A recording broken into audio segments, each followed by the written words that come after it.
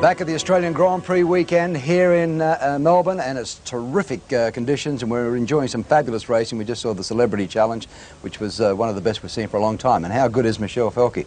Now, talking of racing, we've got another sort of racing show coming your way. Don't forget, back in its regular time slot of 12 noon, as from next week. Don't forget the Golden Slipper preview, Sunday, March 16, with special guest Lee Friedman. Sydney and Brisbane midday, Melbourne 1:30. So just check your local guides on that. But the racing show is back, and it's got lots and lots of interesting items, especially with the Autumn Racing Carnival in full swing right now. Joining me now, a young man who's been part of our commentary team this weekend, Australia's reigning touring car champion, now setting his sights on an overseas career in open wheelers. Craig Lowndes, welcome to Wide World of Sports and our weekend. You've been doing a bit of the commentary, but now we're going to put you on the other side and do some talking about what you're doing in England. And so far, how have you adapted, and you're feeling comfortable with the open wheelers? Thanks, Ken. It's been tremendous, actually, to have the opportunity to get over to Europe before Christmas last year and do some testing. I'm leaving Wednesday to fly to Austria to resume the testing, which goes through March, April, and then our first race is the 11th of May, so I can't wait. And, I mean, what's the big difference for you? I mean, it's just stepping out of those beasts and into something that's probably a little bit more refined. Well, they are. They're a completely different car. The open wheels are a purpose-built race car. The touring car is a production car built into a race car, and you know, the testing here, as you can see, it says at Silverstone. That was the first team I tested with, which is David Sears. That was a very, very cold day, although it looks quite warm.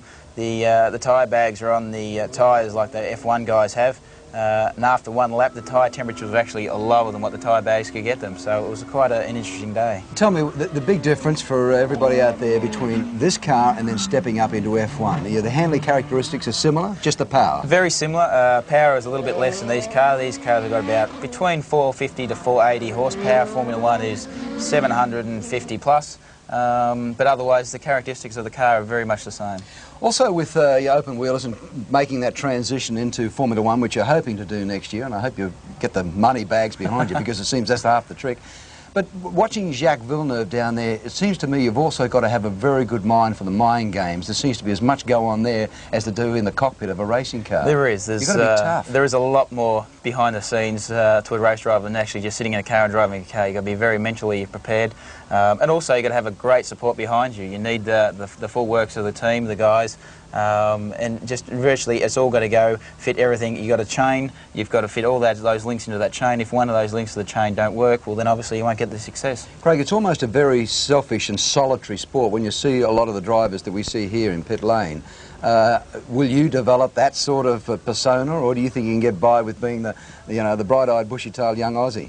Well, hopefully you can keep the sense of humour that I suppose you've been brought up with, and being dealt with the Mobile Holden race team last year and dealing with Peter Brock. It's been a fabulous opportunity for me to deal with Peter, because at the start of the year I had a bit of problems. I suppose I was getting a little bit stressed out with the media, the hype, and everything that goes with touring cars, and Peter taught me, and I learned how to deal with that, and now I'm actually enjoying my racing. I love to get out there. I'm not probably as nervous and as stressed to get into a race car now. I'm a lot more prepared.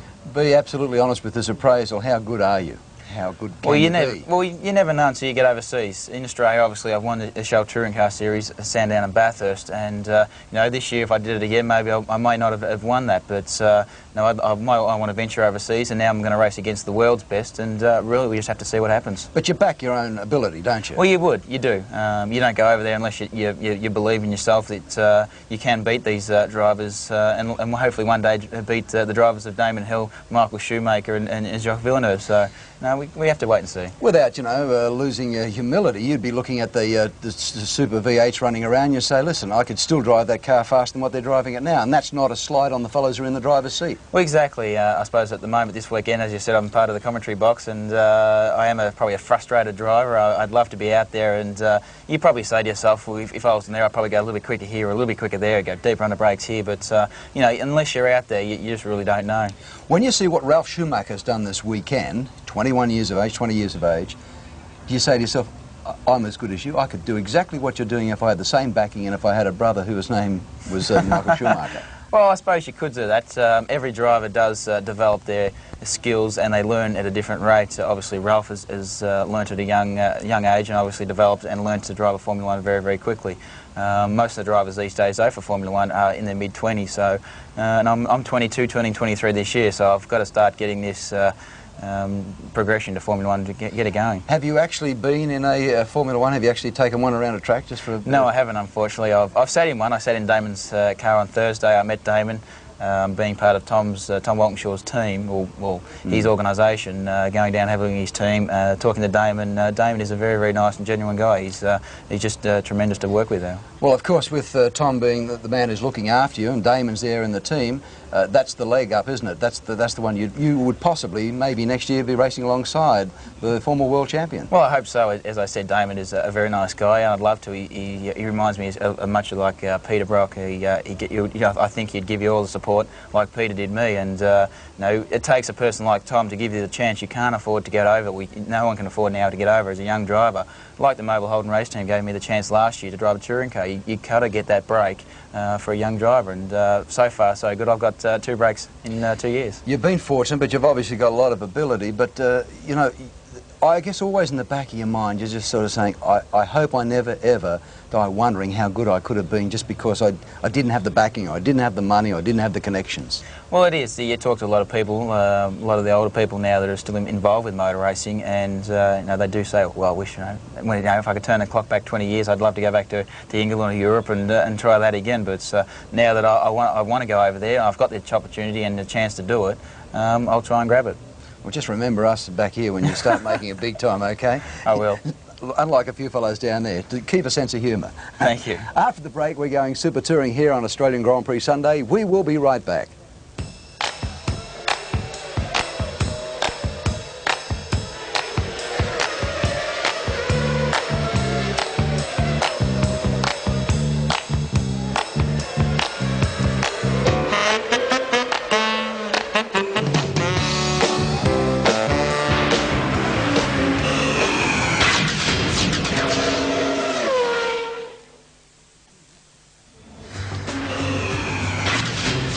The start of the Australian Formula 1 Grand Prix for 1997 is just a few minutes away. You can see all the action there down on pit lane, all the cars lined up with all their crews and lots of other people strolling through, including some of the race organisers. It's a hive of activity, and of course the adrenaline is really flowing at this particular point in time, Alan. Yes, it's interesting to note the different drivers, their different approach to this start. Some like to get out of the car, take their helmet and balaclavas off, stretch their legs, get a bit of fresh air, have a talk to the team manager, their girlfriend or whatever. Others like to stay in the car. I always like to stay in the car because it takes so long to get in and out and plug radios in and so forth and so on. I think that it's always better to stay in the car and stay motivated, stay singular-minded, talk to your engineers, which you can do without the interruption of other people. I think if you're out of the car, other people are coming up, and as well as they may wish to seem, they are a distraction to you, whereas if you're in that car, you're just talking to your engineer and that's it.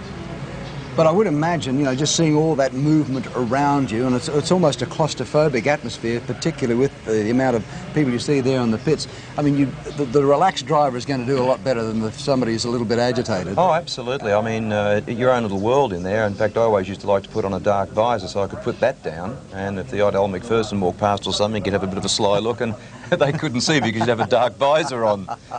But you put the old dark visor down and you can just do whatever you want in there. Well, Jackie Stewart often used to say to me, he said, look, I was always one of those fellows, I jump on a plane, I just go out like a light, I really do sleep well. And he said, there has been instances when there's been delay on the grid, and he said, I've been in the car, and he said, I got myself into a zone where I absolutely dozed off, which is a nice way to have it. Oh, absolutely. I mean, that is the absolute height of relaxation, obviously. But I honestly say I could never do that.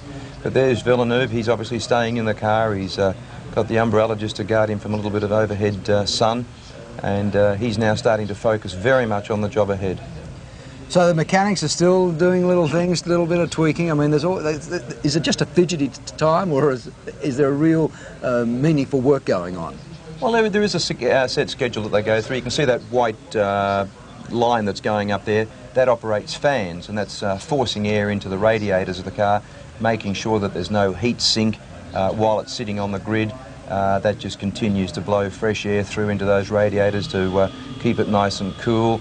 The mechanics will be just double checking lines and making sure everything's done up properly and just attending to all those little last minute jobs of which you always seem to have. Time now to pause for the national anthem. Please welcome a lady renowned for her contribution to the Australian music industry. She is not only a star that shines, she is a star that brings richness and magic to her audiences. With her unique version of our national anthem, please welcome Vanetta Fields. Australians, oh, let us rejoice, for we are young and free, with golden soil and wealth for toil. Our home is girt by sea. Our land abounds in nature's gifts of beauty, rich and rare. In history's page, let every stage advance Australia fair.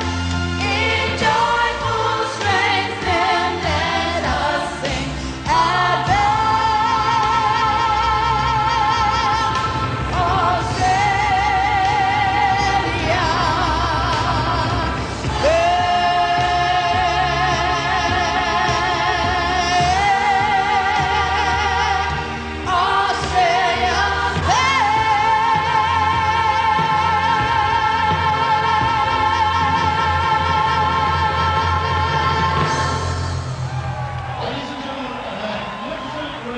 Vanetta Fields' wonderful rendition of Advance Australia Fair. Nicely done, Vanetta. And the crowd here, quite enormous. I'm not quite sure of the figures at this particular point in time, but very, very comfortable for them weather-wise, top of around 20, 21 degrees. There is you can see a fairly stiff breeze blowing. They said it would gust up to around 50 knots later on this afternoon. I'm wondering, Alan, how that affects the drivers. Well, it's a bit of a cross breeze, Kenny. I noticed that on Thursday we had a northerly, Friday we had a northerly, yesterday we had a southerly, and now it looks like it's coming in from the west, so it has changed around a bit. This circuit is fairly well guarded. It's, it's not completely out in the middle of a field as such, so it really won't affect the aerodynamics of the cars that much at all. So there's not a lot of buffeting. The only thing, it might be a little bit of dust and debris that might drag onto the track. Exactly.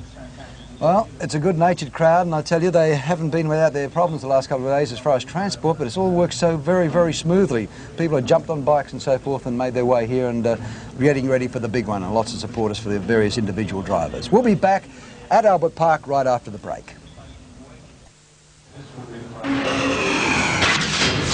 Just a few minutes to go before the start of the Australian Formula One Grand Prix.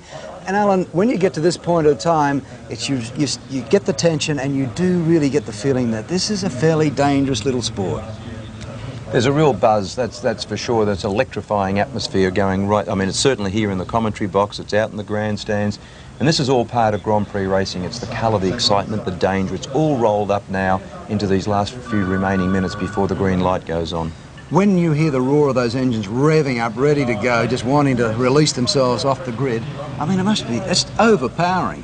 It is. In fact, I think it's even more thrilling in a certain way for people standing or sitting next to the cars than it is for the drivers. The drivers are in their own little cocoon, they've got earplugs, they're concentrating on the revs of their own engine, and they're preoccupied with that. But certainly when you're in the audience, it's very, very exciting. Well, you've got Villeneuve, of course, Frenzen, who made that terrific last-minute dash yesterday to get into second pole. Schumacher, Coulthard, Irvine, Hakkinen. The top six on the grid for the Formula One Grand Prix of 1997, round one. And all important. They say if you get off to a good start, I guess it's like a lot of sports, you make an impact in the very first event, then you're off and running. Particularly on a circuit like this, Ken, it's a street circuit, although this one does have quite a few overtaking places on it, which is unusual in modern-day Grand Prix circuits. But certainly, if you can get past 2 or 3 cars in that opening lap, that saves you an awful lot of time during the course of the race. Sometimes, once the race gets all settled down, it can take you 20 laps to get past somebody. Haven't they had their problems? Benetton this weekend? Yeah, well, they certainly have. I mean, they were reportedly very quick in the off-season testing, but they haven't shown that form here, that's for sure. Now, this is Alain Prost involved in this team, of course. Yep. Well, this is a team with a lot of promise, and not that it's now going to rain. I'd be very surprised indeed if it does. But if it does, this is one car and one driver and tyre combination which will really shine. And looking forward to getting the new engine into it a little later on too, which Prost says will really make it competitive. Oh, there's no doubt about that. And of course, being he, such a methodical man and such a great driver, great with the mechanics, he'll have this team really singing. It's interesting to note he said yesterday or the day before this was the hardest thing he's done in Formula One, but I doubt that. Well, there they are roaring, they are ready to go. They've got their foot on the accelerator with the green light ready to go here at Albert Park. Let's join the voice of Formula One, the one and only Murray Walker. Let's go for 1997, the Australian Grand Prix. So away they go on the parade lap. How is it, Martin? Well, finally the track suddenly looks big enough. All of those people that were surrounding the cars and the mechanics, tyres, jacks, trolleys, the track looks amazingly small. They all clear at the last minute, and you suddenly feel you have some space around you ready for your start. You've already worked out who's around you on the grid, who's in front of you, if you think you can overtake him, is he a good starter? Can you outbrake him into the first corner? You don't have too much of a strategic plan. You have to think on your feet, because these things take off. A guy starting in 10th place on the grid will be doing well over 100 miles an hour by the time he passes pole position. So, you know, you have to really work on your reflexes, but you will have a basic plan in your head as you're now going around on the warm-up lap. And what they'll be doing on this warm-up lap is keeping the tyres up to temperature as much as possible. Otherwise they lose pressure, which is very critical. It's a big part of the suspension of the car. As much movement is in the tyres as in the actual suspension itself. Is that a problem for Damon Hill? Oh, Damon Hill is pulling off. He started from 20th on the grid after a very torrid time in qualifying and the preceding sessions, and it looks as though he is not even going to start the Australian Grand Prix. Yeah, oh, Damon out. Well, my goodness, Damon Hill retires before the race even starts. Out comes the steering wheel, and this is a bitter blow for the man who won last year's race and the World Championship in such brilliant form. Damon's been very phlegmatic about his problems this year with the new Arrows team, and it is an entirely new team. They've had a hatful of problems, to put it very mildly indeed. Well, this is all part of the roller coaster ride of being a Grand Prix driver. But here's something significant for me. Damon is helping these guys get the car off of the track. He's not walking away from it, throwing his helmet around, throwing his gloves around. He is committed to that team, he's chosen that team, and everybody within the team is impressed with, he's a brick, as somebody put it this morning, in the way that he's really getting behind the team, and I think that's clearly demonstrated there. Some consolation to Arrows, but not much, is the fact that Pedro Diniz, who got onto the grid by a special dispensation yesterday, is at least starting. So they come through to complete the parade lap. There is Olivier Parnis, followed by Jean Alesi, Mika Hakkinen. The top driver in the Jordan team is Ralf Schumacher, but that is Giancarlo Fisichella, the young Italian. And so now lining up on the grid, to the right is Jacques Villeneuve. To the left, as you looked at it, was Heinz Harald Frentzen. It's a 58-lap race. And there is Coulthard slotting into position behind David Coulthard. There is the Benetton. There are the two Jordans, Ralf Schumacher and Giancarlo Fisichella. They're moving over at the last possible moment, the guys on their right-hand side of the grid, because they don't want to run along the dirty side of the track. The tyres are sticky, they're melted rubber basically, and they will pick up the dirt, and they need as much rear grip as they can get. So the heat haze arising from the 700 horsepower engines. 21 cars down there, and when the last light goes on, they will all go out, and it is go. It's go now for Australia 97, and Heinz Harald Frentzen gets ahead of Jacques Villeneuve. There is a surprise. Frentzen takes the lead, and Eddie Irvine goes across, and out goes one of the Saubers. It must have been Johnny Herbert. There was a coming together, but it is Johnny Herbert and Villeneuve. Villeneuve out of the race at the beginning. An amazing happening. First of all, Damon Hill goes out. Then Jacques Villeneuve has a coming together and is out of the Australian Grand Prix, and up into second place in the McLaren Mercedes, it is David Coulthard. So, Frentzen leads, Coulthard second, Irvine is third, Hakkinen is fourth, the two Benettons fifth and sixth, Harness is in seventh position, and Nicola Larini in the second Sauber is in 8th place. Now, this is a heaven-sent opportunity for Heinz-Harald Frentzen. Replay. Yes, I think what happens is that Villeneuve had a very poor start and got surprised by Schumacher into the first corner, coming up his inside, and he really did get smothered and just didn't know which way to go. Well, now, Heinz-Harald Frentzen, who has been having a psychological battle with Villeneuve in the approaches to the Australian Grand Prix, is certainly on a winning streak now. Frentzen qualified for the Australian Grand Prix higher than he has ever qualified before. In his entire career, he has had 1/3 place, and he's in line for a win now if he can keep the Williams going, but he's still got 57 laps to go, and there's action behind him because... and that, my goodness, out goes Eddie Irvine. So, retirements, Villeneuve is out. And there is Eddie Irvine. So, there's decimation already with Damon Hill out as well. Maybe it was Irvine into the first corner up the inside of Villeneuve because he had a left front puncture there, and I suspect damage to the left front suspension. It's very weak in any area rather than its loaded area when it's working on the car. So now all will be calm in the Williams pit as far as Frentzen's area is concerned, but far from it for Jacques Villeneuve, who was looking for points here in the World Championship. And there is Eddie Irvine. This is a replay of the Ferrari of Eddie. You see him looking at the front wheel, and you can see that it is towed in. You can see that the tyre is running not flat, but deflated. Eddie locks it up and goes off the course, so out of the race. Right at the very start is one of the Ferraris, the man who finished third last year. You look at David Coulthard. And there is the McLaren with the Mercedes V10 engine designed and built at Brixworth in... And another retirement, it's Ralf Schumacher. My goodness, they're going out like flies at the beginning of the Australian Grand Prix. Ralf Schumacher out, can't see what the problem is. He had a lot of spins yesterday, but the car looked all right. Absolutely. I suspect Ralph, who was in a poor grid position compared to the speed of his car, I suspect he's trying too hard, too early. It's his first Grand Prix, remember, and I suspect we're going to see a replay with a bit of luck of Ralph spinning off the road, because I can't see any other reason. Well, now look at the lead that Heinz-Harald Frentzen has built up.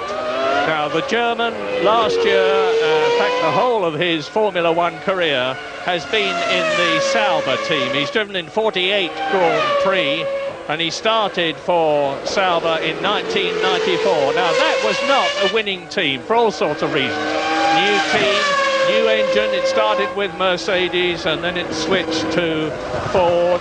And Sauber have now got the Ferrari engine.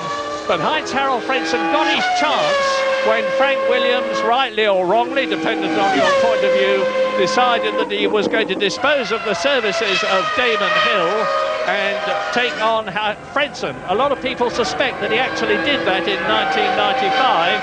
And there is the gap. There is Coulthard. Behind Coulthard is Schumacher. Now, what we don't know, Martin, is whether the Williams and the McLaren and the Ferrari have got the same tyre compound. It may make a difference, but Schumacher's brilliance can more than compensate for any inadequacies of the Ferrari. Well, I'm expecting Schumacher to be stronger towards the end of this stint, and he may even just be trying to do a one-stop strategy. He ran both in the warm-up this morning, if you look at his times and his straight line speed. But of course, you don't know which one he's finally chosen. They wouldn't want to divulge that information. Louise Goodman in the pit lane could tell us what happened. And off, there's a major off there. It's Verstappen. Jos Verstappen in the Tyrrell. A gigantic hurdle over the curb into the gravel trap. Leapt over it, landed on the gravel, stopped before he hit the wall and looked to me as though he's perfectly all right. Here's a replay. You see he spins. He probably had a touch with somebody. And no contact as far as I can see. I suspect he lost it on the left-hander on the way in and stuck his left rear wheel on the grass by the looks of it. He was out of control before he ever arrived at that corner. It's easy to do there. It's a bit of no man's land with two curbs for apexes, and your eye is distracted to the right and your left wheels can just go onto the grass verge. Well, Ralph Schumacher out, Eddie Irvine out, Damon Hill out, Jos Verstappen out, and the battle as on goes Shinji Nakano. That is the newcomer from Japan in the Prost team. Remember that word Prost? We used to say Ligier, but not anymore. It's a Prost. I mean, what is going on? Is this the first day back at school or what? I mean, everybody's all over the place. What on earth? They just need to calm down. There's a long way to go. Yeah, and here's a replay of Nakano going off. And meantime, up at the front, Heinz-Harald Frentzen will be pacing himself shortly. But behind him, there is a battle, and there it is. Coulthard second. Michael Schumacher, you're looking at the leader now. Michael Schumacher is in third place. Mika Häkkinen is in fourth place. So the two McLaren Mercedes are in second and fourth places. And they're looking good, frankly. The new McLaren is a much, much better car. But the new Williams, there it is even better. Now Heinz-Harald has got a very convincing lead as he goes round the Marina turn into Lakeside Drive, on towards the Clark chicane. Now going to start bearing left, and the speed will build up to 175 miles an hour. You can see the gap, an enormous area of track between him, and we're riding now with Heinz-Harald Frentzen. Well, this is the first time Heinz-Harald has seen a clear track in front of him in a Grand Prix car, and the pressure will be on. If he keeps it smooth, I think he'll just relax now and let the car do the work. He's walking away from the McLaren, and it all seems very easy. Suspect he may actually be on a different fuel stop strategy. We're missing here in the commentary box, which means that they're missing in the pit lane all of the computer information that the teams use, as we do, to understand the strategy of the race, to understand which performance which car has and when they're going to make their stops. We're missing all of that. First time I've ever seen that, but so the teams are in the same position as us here in the commentary box. But here is the race order. It is Heinz-Harald Frentzen in the lead, followed by David Coulthard. In third position, it's Michael Schumacher, and in fourth place, it is Mika Häkkinen. In sixth position is Jean Alesi in the Benetton, followed by his teammate in seventh place, Gerhard Berger. And then after Berger, it is Olivier Panis. Now he's the top Bridgestone runner in the cross, and he is in eighth position. Then behind Panis, who is number 14 on the car, is Nicola Larini. So Johnny Herbert out at the beginning of the race, but his teammate Nicola Larini is doing his best. And he's in the Sauber with the Petronas engine, and he's returned to Grand Prix racing, having been a driver for Ferrari in testing for a long time and occasionally in racing. He was second in that dreadful race at Imola, the San Marino Grand Prix in 1994. And now you can see, as you look down on the approach to turn 8, that David Coulthard is keeping Michael Schumacher in the Ferrari behind him. And in the same way, Michael Schumacher is keeping Mika Häkkinen behind him. And then we see, or rather we don't see, but I promise you that he's there, Jean Alesi in the Benetton. And here's a replay of the start. Now let's see if we can see what happened. Heinz-Harald Frentzen goes into the lead. There's Villeneuve being sandwiched by Herbert and Irvine. And Herbert is harpooned by Jacques Villeneuve's car. Now, Martin, it's always very, very difficult, if not impossible, to apportion blame when you weren't in the cockpit, but how did it look to you? Well, Irvine had a great start and went down the inside, so initially he's the one that's instigated the incident, but it's not his fault at all. Villeneuve was asleep, probably still panicking from his poor start, and Irv coming down the inside pushed Villeneuve across. and he ran into Johnny, and in fact it took all three of them out of the race. They need a slap for it, and I can assure you in the next briefing in Brazil for the next Grand Prix they will have one. Lap 7 out of 58. Heinz Harold Frentzen is the fastest man on the track. He's gone round in 1 minute 32.56, and he leads Coulthard by 10.5 seconds. And Damon Hill is down in the pit lane with Louise Goodman. Damon, a bit of disappointment for you so early in the race. Do you know what happened there? Well, I lost my throttle. I don't know what happened to cause that, but basically I couldn't accelerate, so I had to park. Thanks. Damon, very disappointed. There is Frentzen. I was giving you the order. We're on lap 8 now. He leads. It's a shame we didn't get a chance to show that in the race. You wanted to start the championship in another way, for sure. Well, I'd like to have qualified better and also completed the race, you know, but we're not going to... We'll have to go away and do a lot more testing. Well, a phlegmatic and resigned Damon Hill. There is no point in throwing your helmet in the air and getting agitated about it. Just to explain what Damon means by lost his throttle, there's no cable on the throttle, it's fly-by-wire as an aeroplane.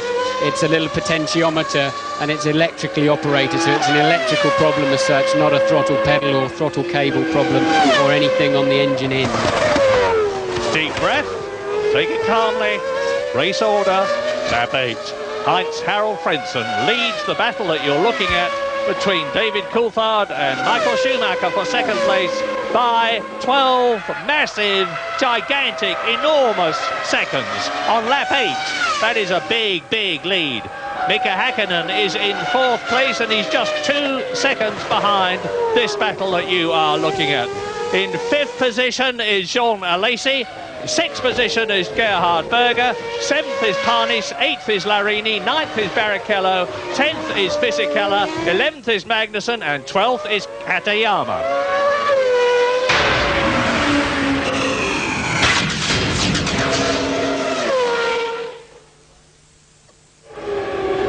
Okay, welcome back to the Qantas Australian Formula 1 Grand Prix, and after 9 laps we have Harold Frentzen leading very easily from Coulthard, Schumacher, Häkkinen, Alesi and Berger. All right, we're now going to have a look at the restart. Now, as you see, Eddie Irvine does a blinding start from way back there. He's coming down the inside, a terrific start, probably gets a too little overzealous. And you can just see him now, he starts to lock up. He realises he's going in a little bit too big. He's well locked up, totally committed. And in doing so, runs wide and forces Villeneuve off into Herbert. That's a very unfortunate situation, and I proportion most of the blame of that onto Eddie Irvine. It is one of those racing accidents, and it will happen, but he went in there far too deep, locked up his brakes, lost his steering, slid wide, and there's the consequence there. All right, let's go back now to Murray.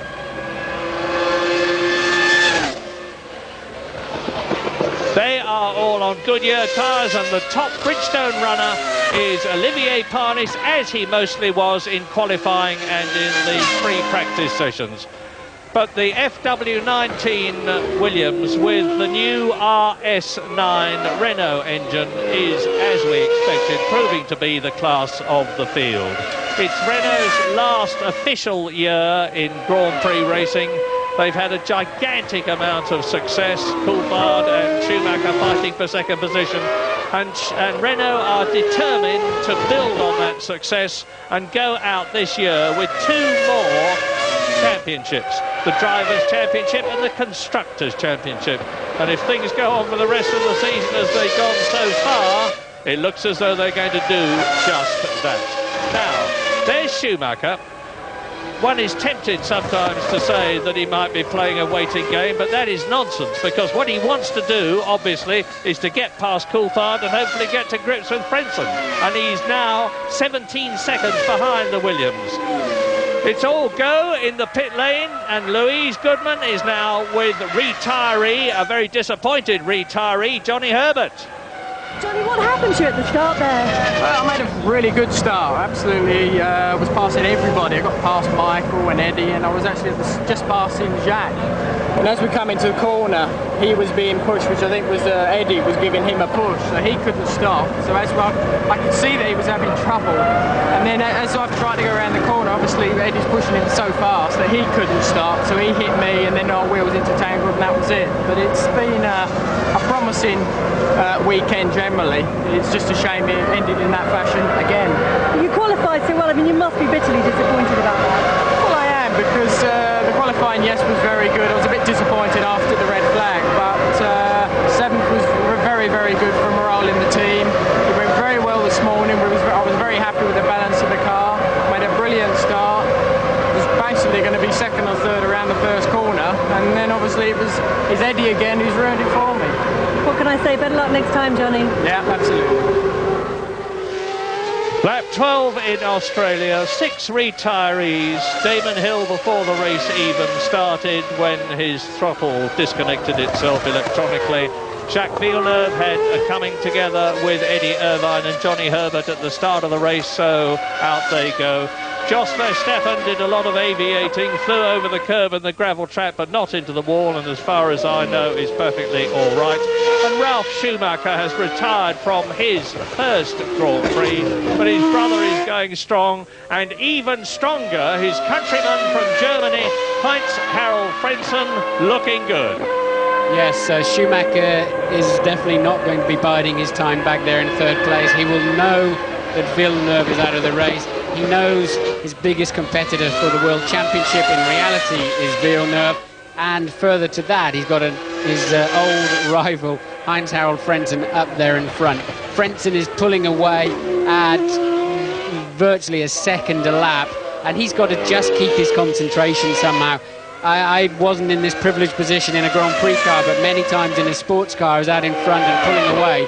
And I used to play games and just see how consistent I could be to touch curbs every lap and just to focus on myself. Otherwise it's too easy to miss a braking point or to back off. Your tyres just lose a bit of temperature and suddenly you can be in the wall. So that's what Frentzen's got to do out there right now. But there's an interesting scrap going on between Coulthard and Schumacher that could be the feature of the race. The Benettons are going better in the race than they've looked all weekend, but they're not in a position to threaten anybody yet. 22 started, 16 are still running on at lap 13 with the man you're looking at, Heinz-Harald Frentzen from Germany, leading his first Grand Prix in the Williams Renault. 17 seconds ahead of the battle between Coulthard and Schumacher, McLaren and Ferrari. Hakkinen in the second, McLaren is 7 seconds behind Schumacher, dropping back. So I don't know whether he has a problem, but anyway, Coulthard has proved to be the faster of the two McLaren drivers all through the free sessions and practice. And there you can see the Benetton, and behind Hakkinen is Alesi. And it's a very close battle because Alesi is in 5th place, Berger is in 5th position, Parnis is in 7th place. Now coming towards us, here is the battle.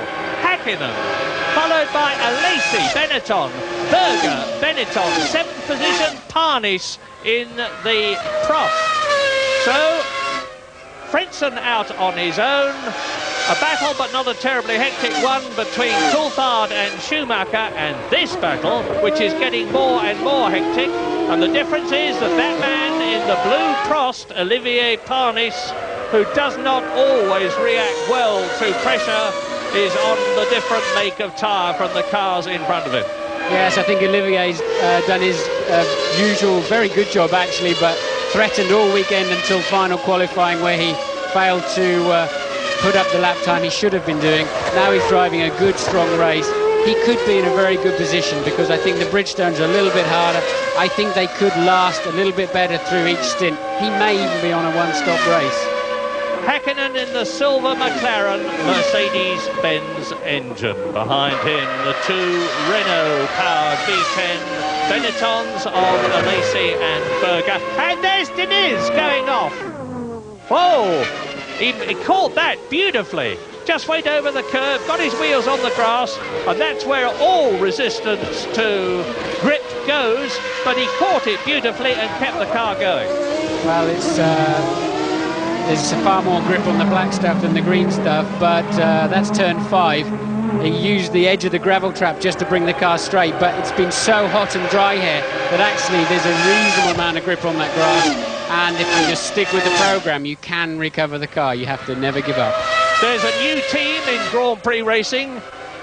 Sadly, the Lolas didn't qualify, Solsferi and his Brazilian compatriot, but in the 2 Stewart cars, Rubens Barrichello, who has been with Jordan for the whole of his Grand Prix career until this year, is in 9th position, 40 seconds behind the leader, but only 2.7 seconds behind Nicola Larini, and in 11th place it's Jan Magnussen. Now, so very quickly, while you watch the battle for 4th position, and there is Mika Häkkinen in that position. Behind him, Alesi 5th, Berger 6th, Harney 7th, Larini in the sole remaining Sauber Petronas is in 8th position, 2.5 seconds ahead of Ruben Barrichello's Stewart. And that is Fisichella spinning out. Fisichella trying to get past Barrichello, and all he does is drive himself out of the race. Giancarlo Fisichella, and on goes the McLaren of Mika Häkkinen. Here's a replay. Well, he's got out of shape before he's ever arrived. He's panicked. He's decided he's going to have a go, and it actually wasn't quite ready. And all of a sudden he's thought, oh no, I've gone in too deep. I've committed myself. I'm not going to make it. And he's lost it.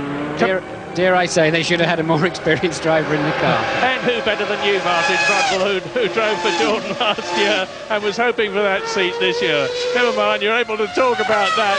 Giancarlo Fisichella, like Ralf Schumacher, is inexperienced. Fisichella's had 8 Grand Prix drives before this one. Ralf Schumacher had none.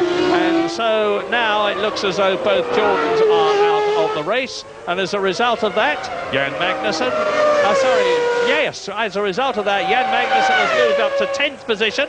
So the Stewarts in their first Grand Prix are currently 9th and 10th. But what we haven't done yet, Martin, and we're on lap 15 now out of 58, is to take a stab at when they might be coming in to change tyres. Well, I think the 2 stoppers are going to be coming in around lap 18, something like that, sort of 18 through 20. If there were any 3 stoppers in the race, they would have been doing that by now. But I think given the cooler temperatures that we've seen all day, the 3 stops were more or less out anyway, but let's wait and see. Do you think at this stage of the race, Heinz-Harald Frentzen will be saying to himself, just keep going, Heinz, and you've got it in the bag? Or will he be concentrating so hard that all thoughts like that don't even enter his head? Well, I think he just levelled out on his lap times. In fact, Coulthard and Schumacher just started to match his times. Somebody's given him a hurry-up because he's just logged another second off of that to a 1:31.9 for a new lap record and fastest lap of the race by some margin. He has to keep, there's a long way to go in this motor race, and never underestimate Schumacher. And those McLarens look very strong in race trim. 7 retirees, one of them, Eddie Irvine, is with Louise Goodman. Eddie, it was all happening at the start there. Can you give us your version of what occurred? The guys at the front didn't make very good starts. I made a very good one and got down the inside, I think, of Coulthard, and I think Mike was outside him, with maybe Villeneuve outside him. And I break him into the first corner, and Villeneuve came from the middle of the road and closed me down, and the 2 of us touched, and I damaged the suspension, I got a puncture, I don't know, or maybe both. Well, it was a straight sandwich job, or that's what it looked like from above. Now, Frentzen is catching the tail enders. Let's have a look, because that's Katayama in front of him. Katayama in the Minardi Heart. The Japanese drivers move to the Italian team, and coming towards us now, there is Katayama, there is Kakatano, and there is race leader Heinz-Harald Frentzen. So now Frentzen has got the problem, not too much of a problem from his point of view of getting past this lot. Yes, but nonetheless, a new experience for Heinz-Harald. He's in the lead, and he's coming up behind his first back markers. They're busy watching each other, having a bit of private battle, and he'll need to watch his step, but he'll need to be positive with them. You can't be half-hearted. He's got to pick his moment and be really positive and let them be sure he's there. So, Frentzen coming up to lap. Now there is Takayama, behind him Nakano, and behind Nakano is... I think they could well bring Heinz Harald in, Murray, because he's behind these three cars. They may choose to stop him a little early rather than risk having to overtake these cars. So we notice they're getting the tyres out into the pit lane now. I wonder if they might bring him in directly. That would be a smart team move. The man he's taking now is Jarno Trulli in the... No, sorry, it's Pedro Diniz. Pedro Diniz in the remaining arrows. So he is in 15th position, Diniz. So now Heinz Harald Frentzen is going for Nakano and into the pit lane. Now this is, watch for the white line. When he gets to that, he's got to operate the speed limiter, 75 miles an hour. Waiting to greet him is James Allen. Thank you, Murray. Yes, 80 kilometres an hour. Heinz Harald Frentzen, a little bit of a lock-up at the right front into the pit stop position. A set of scrub tyres ready to go on again. Clockwork precision from the Williams team. All the fuel is going in. A dangerous moment. The fuel hose is off. The car is safe. Frentzen drops the clutch, and not a bad stop at all by the Williams team. He's back in the race. He's back in the race, he's back on the road as the McLaren comes through, and you can see there is Frentzen. Coulthard has gone through into the lead. Schumacher has gone through into second place. Heinz Harald Frentzen has rejoined in third position ahead of Mika Häkkinen, who is pursued by Alesi and Berger. So race order, lap 19, Coulthard, Schumacher, Frentzen, Häkkinen, Alesi, Berger. And we are on lap 19 out of 58 in the Australian Grand Prix.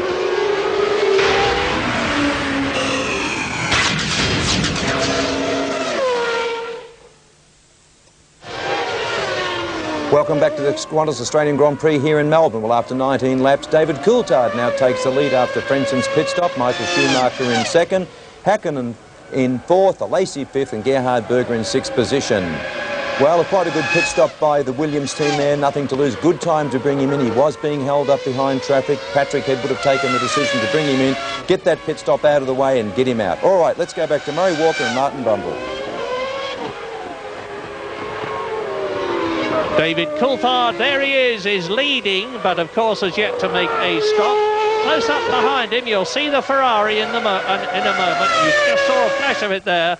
Michael Schumacher as they make their way up towards turn 6, and in third position after his stop is Heinz Harald Frentzen, and he's gaining on Michael Schumacher. The Williams, I said earlier on, was the class of the field, and Heinz Harald Frentzen is proving it by coming out of the pit lane on tyres that have been heated up in the blankets, and he's catching the Ferrari and the McLaren of David Coulthard. The gap at the present moment is 10 seconds. Mika Häkkinen is in fourth position. John Alesi and Gerhard Berger are having a terrific battle for fifth position. There's less than a second between them, the two Benettons. Nicola Larini is in seventh position, and in eighth place, I say again, Rubens Barrichello on the debut drive for the Stewart team, ahead of Parnis, Salo and his teammate Jan Magnussen. Great performance from Rubens in the new car. He's lapping around a second a lap off of the leader's pace only. That's a stunning debut performance for that team. But Coulthard's under a lot of pressure. Schumacher's keeping him very, very honest, but they're only about 10 seconds ahead of Heinz Harald Frentzen. If they can now stretch this to 27 laps, 28 laps, obviously and clearly they're on a one-stop strategy.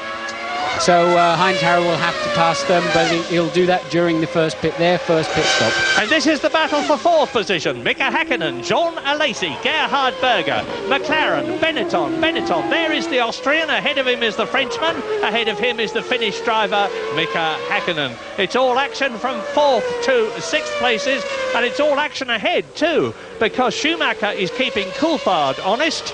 and Frentzen is keeping Schumacher, his countryman, honest. Frentzen is catching Schumacher at the rate at the present moment of about 0.3 of a second a lap. Not much, but on the next lap it'll probably come down, and he's got a big cushion, of course, because he's got a clear track in front of him. He's on new tyres, that 9 or 10 second gap between him and Schumacher, and both Coulthard and Schumacher have still got to come in for their first stops. Feasible, do you think, Martin, that they might be having less stops than Frentzen?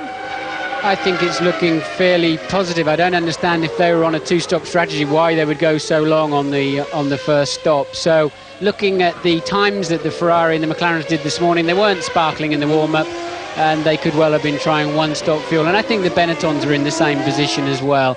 So I'm really expecting all of those three to take it up to 25, 27 laps before coming in. That's going to let Frentzen through. What Frentzen's got to do then is push hard to give himself enough margin to make his extra stop. And this is not a particularly fast pit lane and easy pit lane to do that in. But now you can see how closely matched the top cars and drivers are in Formula One. Mika Häkkinen in a totally different car with a totally different engine from the two cars and drivers that are following him, Jean Alesi, and there is Gerhard Berger. But they're matching each other wheel turn for wheel turn, because it's terribly difficult to find a way to get past. Well, it is, because the cars have such phenomenal performance, even though there are 5 clear areas here where you come from high speed and brake down to a medium or low speed corner. But the cars are so incredible under braking, and you brake so late, maybe 90 metres before a corner, that to make a complete car length on another driver, as you saw Fisichella try to do, is very, very difficult, and it can often end up in tears. Well, now, these three are staying out. Frentzen has been in for a tyre stop. Parnis has been in for a tyre stop, as has Barrichello. We haven't seen that, but Barrichello's been in. So has Mika Salo. We did see that. Jan Magnussen has been in the Stewart. And there is David Coulthard taking a rip-off of his visor, and Schumacher waving his arms, and they're closing up behind Pedro Diniz. There could be a change here. Well, I don't know what the arm waving was about. Was it, if they've lost radio contact with the pits, that is one established signal to cry for some tyres. I want some tyres, bring me in. It could have been a rip-off of the visor. Well, they could have been moaning at Pedro Diniz for not letting them through. Let's find out. Well, I'll take 2 guesses about which it was, and I suspect it's the latter. Here we are, here's a replay. Let's see. Out of the last corner comes Michael Schumacher with Mika Häkkinen in front. You're right, Martin. I think it's tyres. I think he's saying, what are you doing? Get me in the pit. I need some tyres. But why isn't he on the radio? Maybe he's lost radio contact. It's not that unusual. Or maybe he's asking the stewards on the start-finish line to black or blue flag this guy and get him out of the way. I think that's what it was. They are asking, why are the blue flags not out more? And you're looking ahead at Mika Häkkinen, who is being held up by Pedro Diniz. Now that shows you how, there he goes past, that shows you actually how much grunt the engine has got. The Yamaha engine, actually Diniz, Schumacher's passed now as you see, but actually Diniz at one point yesterday had got the fastest car on the track in terms of top speed. So there's not a lot of work to do there. The Yamaha engine is developing another 40 horsepower compared with last year. The leaders cross the line to complete their 24th lap. Coulthard and Schumacher together. Okay, I think I've answered my own question. I think they were gesticulating to the stewards, get the blue flags out. There is a procedure. If you pass more than 3 waved blue flags, you get pulled in the pits for a stop-and-go penalty. And I think they were asking, what are you doing? Why haven't you done that? Because neither of them have been in the pits for tyres. Neither of those 2 teams have got tyres out in the pit lane, so we can assume they're one stopping. What they were unhappy about is they know they've got to make haste on Frentzen to win this motor race. They know now that Frentzen's making 1 more stop than them. The strategy is clear, and they don't want to lose 3 or 4 seconds, or maybe even more, following a back marker. They know if they can get in front of Frentzen, he'll have a job to pass them, even though he's on lower fuel, fresher tyres, and maybe a faster car. And the news from the front is that Frentzen is now only 5.7 seconds behind Coulthard and Schumacher, and when he came out of the pits he was 10 seconds behind. A reminder about the retirements: Damon Hill out before the race started. Villeneuve had a coming together with Eddie Irvine and Johnny Herbert. All three retired at the start. Verstappen is out, Ralf Schumacher is out, Giancarlo Fisichella spun out, so both the Jordans are out.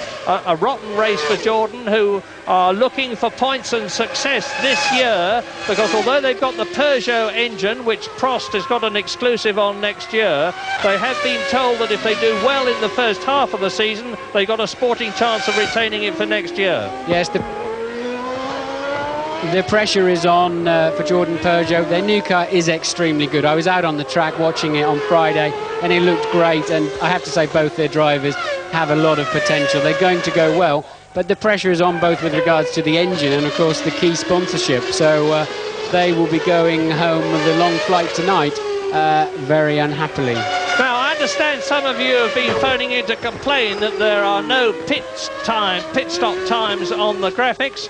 If you're complaining, you can imagine how I feel, because I can't see some of the pit stops in terms of time, and I would dearly like to know just as much as you would, because it's all part of the race.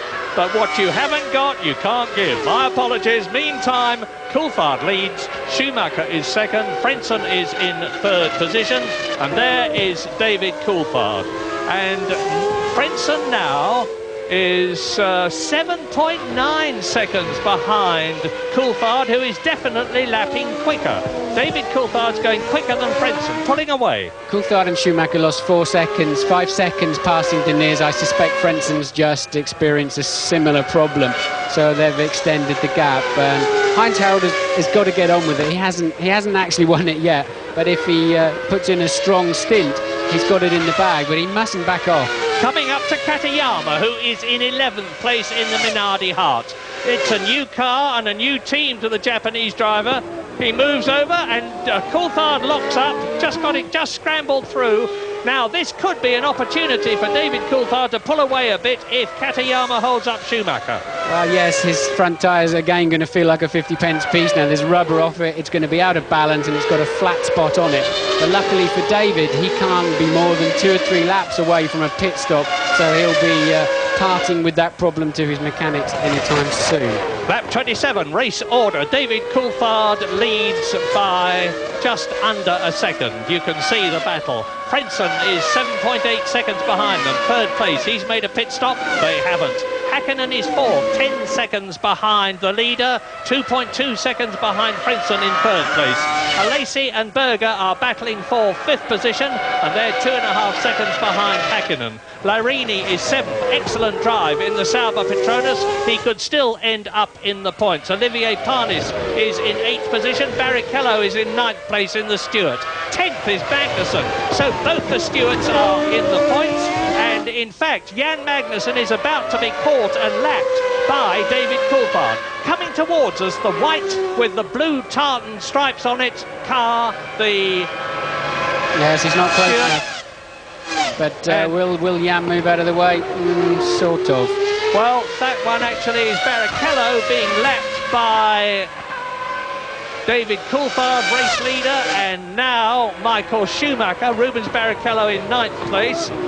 So Magnussen has already been lapped, and the flying men at the front from Scotland, from Twynham in Scotland, David Coulthard, who had a bit of a torrid season with McLaren last year. It was a new team and a new car, and it wasn't the best of cars either.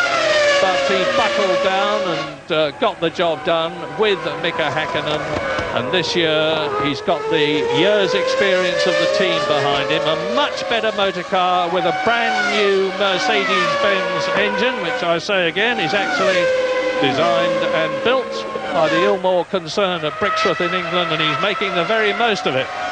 David's driving beautifully. He's under pressure from the best driver in the world and handling it very, very well. And he could well be our British star this year. But he's been talking of, after an hour in the car, of losing feeling in his right leg. and therefore his right foot, and that can be a problem, especially on a hard-braking circuit like this. He could well start suffering towards the end, but usually the adrenaline and mind over matter can overcome that. But I remember having to pull out of a race once myself because the cockpit was such that you lost all feeling in your legs. The reason for that, incidentally, is that the McLaren seating position is much lower than it was last year. If you could see through the side of the car, you'd see that Coulthard was almost lying down with his feet stretched out in front of him to operate the pedals, and his chin is literally forced into his chest. And he was, as Martin says, suffering pins and needles at best and cramp at worst earlier in the testing sessions. Yes, it is an unusual driving position, and more of the drivers are laying down now. It's described as, by David himself, as laying in the bath with your feet on the taps, and that's a pretty good description. But it can be something as simple as a new overall manufacture and different seams. You fit that car so tightly, that even seams on your ovals or a small high spot in your seat presses a nerve ending, and after a period of time it begins to show through. Right, watch the leaders. Here's a review. 15 cars left, and those retirements I have already told you about. Frentzen has been in to have his tyre stop, but the lead has been stabilised at about 8 seconds between Coulthard and Schumacher, and then 8 seconds behind is Frentzen. Fourth is Häkkinen, a further 2.5 seconds back. Fifth is Alesi, sixth is Berger. There's now 1.4 seconds between them. Alesi is pulling away. Parnis in the Prost is seventh, quite a long way ahead of Lorini's Sauber. Barrichello has been lapped, as has Magnussen. And a new fastest lap for David Coulthard. 1:31.4, fastest lap of the race. He is driving a great stint. He's low on fuel now. He's about to come in for tyres, so we know the car is very light. Frentzen is not having a good stint. He's not made the most of his fresher tyres, and he really hasn't closed the gap. He's now 9.2 seconds behind, and this is absolutely critical. Of course, David is going to come out behind Frentzen after his one and only stop, but Heinz Harald has one more stop to do. So I think this is a very significant part of the race, and Schumacher is faster than Frentzen too. And Prost, Parnis has had a pit stop. Coulthard has just put up a new fastest lap, and therefore a new record lap. 1:31.4 compared with Villeneuve's 1:33.4 last year. So that's 2 seconds faster than last year. We're over half distance now, so there's little doubt about the fact that the McLaren and the Ferrari are just on a one-stop strategy, and there's little doubt either that Frentzen is on a two-stop strategy, and he'll have to pull his socks up because the gap now is back to what it was when he came out of the pits. Yeah, I mean, that's a fabulous lap time from David, but the guy who signs his checks, Ron Dennis, is going to be saying, what are you doing in the 31s suddenly when you were 32s and 33s immediately before that? He's obviously got a second wind, and off he goes. David Coulthard, look back. He's inching out a gap over Michael Schumacher. 1.6 seconds is the lead now, and the Ferrari people are getting ready in the pits as in comes the Benetton of Gerhard Berger from 6th position. He was 1.1 seconds behind Alesi on the track. Yeah, it seems a reasonable stop. New tyres there, sticker tyres. Tyres are not as difficult as they were before. There's a lot of fuel going in there. That obviously, as a one-stop, you do have to put a lot of fuel in. I suspect there's a bit of cat and mouse going on between McLaren and Ferrari right now. They would have started the race with more than enough fuel to go half distance so that they could have a shorter fuel stop, so that the fuel and the tyres will take about the same time for Coulthard and Schumacher. And they won't, they'll want to bring Schumacher in, if they can, before Coulthard, so that he can get out and get in front. But they really want to synchronise their pit stops, and I suspect they're watching each other's pit boards rather closely at the moment. No pit stop time graphic for Gerhard Berger. Not guilty, but you can see that Coulthard is still that distance ahead of Michael Schumacher, who comes into the pits now. Now, if Coulthard has got anything left, now's the time to produce it. Schumacher locks up his left front. James Allen is in the pits. Michael Schumacher coming in, an enormous amount of dirt on the front of his helmet. Brake dust pouring off the wheels as the mechanics remove those tyres. Now Schumacher, of course, is using the harder tyres. Behind Schumacher, we've got Berger coming in any second now. Lacey coming in any second now, but I think Schumacher will be clear by then. So the hard-tired Ferrari goes back out. Can he do anything about David Coulthard? No indication yet of McLaren about to make a stop. Wouldn't you like to know how long Schumacher's stop was? Because so was I. So would I. Perhaps if they've got a stopwatch at home, they can ring us back and tell us the time. But anyway, we've got some more exciting pit stops coming up, and that was a good one from Shuey. The refueling was short, so I would think they were pretty satisfied with that, but that's going to put Frentzen back into the lead anytime soon. But I think they've done enough for Schumacher to keep him in with a realistic chance of at least pressurising Frentzen. Coulthard, who is in the lead, has not stopped. Frentzen is now up to second. He has stopped. Hakkinen has moved up to third and has not stopped. Lacey has been in, and Schumacher has been in. So the question now is going to be, how long will David Coulthard take to come in? How long will he stop when he does? The lead could change. This is bad news for Michael now. This outlap is critical to get him in front of Coulthard. There's more time lost on your out and in lap. Off goes Nakano. That was Nakano being pressured. I'll move over and let you pass, Michael, but you don't have to move over as much as that, Shinji. Well, that was critical. He has to get a good outlap to get his car in front of Coulthard, and he caught some traffic, so that's bad news. David's got some clear track. He can have a good in-lap, and now David will almost certainly be coming in this lap because he is on more worn tyres than Michael Schumacher now, and the closer he can come into the German stop, the better things will be for him. And here is a replay of Shinji Nakano going off in the Prost. He was in 13th place, battling against Jarno Trulli in 12th position. That's an excellent drive because the young Italian, the ex-multiple world kart champion, is in his first Grand Prix after only 2 seasons in single-seaters. He's a man of the future to watch with a vengeance, and he's running in 12th position. Race order lap 33 as you watch race leader David Coulthard coming in, we think, on this lap.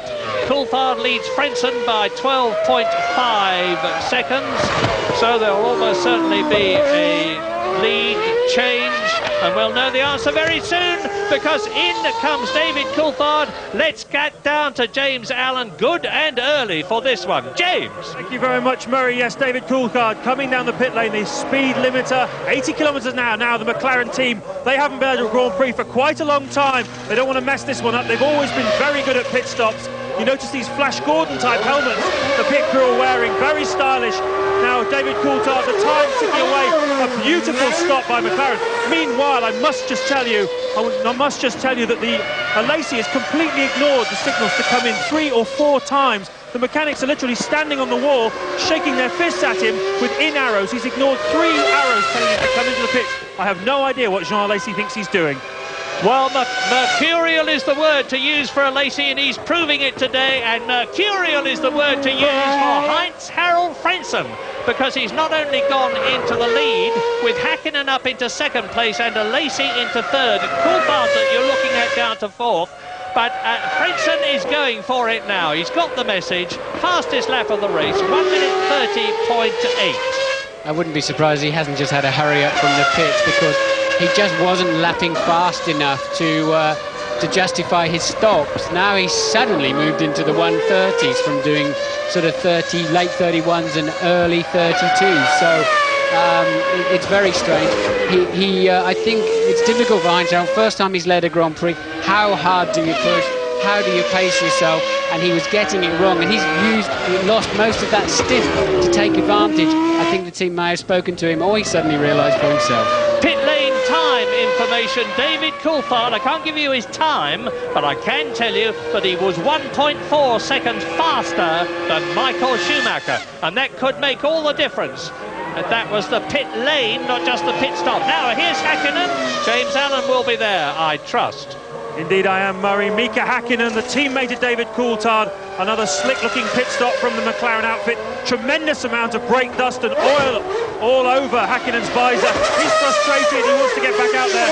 Still no sign, 9.7 seconds for Mika Häkkinen. Still no sign of Jean Alesi. Martin, what on earth does this guy think he's doing? His radio, even if it was broken, he's been given enough in arrows. Very strange behaviour by Jean Alesi. A miracle of modern science. The pit times are back. 9.7 seconds for Mika Häkkinen, and we're on lap 35. Heinz-Harald Frentzen is there in the lead, but Jean Alesi, ignoring pit signals or not, is closing, because as a result of David Coulthard's stop, Alesi is now up into second place, and he is lapping a second slower than Frentzen. So Frentzen, who has made one stop, and Alesi, who hasn't made any, is looking good. Alesi knows. And there we are. There is the... Now, if Alesi has run out of petrol, I could use an Anglo-Saxon expression to say what his boss, Flavio Briatore, who is an Italian, will be saying to him. And you can see by the body language of the Benetton mechanics that they are absolutely furious, because they know that Alesi has been told to come in lap after lap after lap, and what does he do? He ignores them. And there's... Oh, Jean, you may well look a bit worried. You've got a major problem, Sunshine, when you get back to the pits. And now Michael Schumacher is back into third place, and Frentzen is going faster than ever.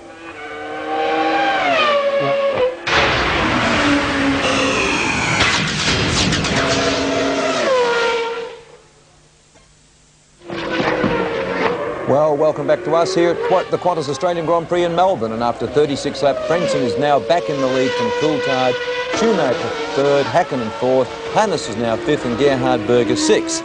Alesi has just run out of fuel because he has absolutely failed to comply with his pit's instructions for about 4 laps in a row. Absolutely got to the stage of begging him to come in. He refused to do so, paid the penalty, and is now parked out on the side of the track somewhere completely out of fuel. We do believe now that we've got our pit timing schedules back in order, so we'll be able to bring those pit stops up to you when they now start to make those stops later on in the race. OK, Frentzen's now speeding up. He's doing something like 2.5 seconds a lap quicker than Coulthard, so he's well and truly on a mission. Let's now go back to Murray Walker and Martin Brundle. He's now pulling away rapidly from David Coulthard and Michael Schumacher, who are separated by 3 seconds. Frentzen is 23 seconds ahead of them, but good as that may sound, remember that he's going to have to come in again for another tyre stop. Jean Alesi ran out of fuel, as I thought, so his reputation is going to be absolutely rock bottom in the Benetton team.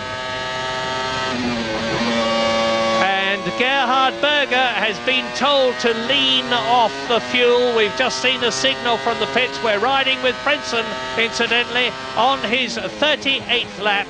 And he's coming up, I think, to Shinji Nakano and Jarno Trulli. Yeah, that's the Prost in front.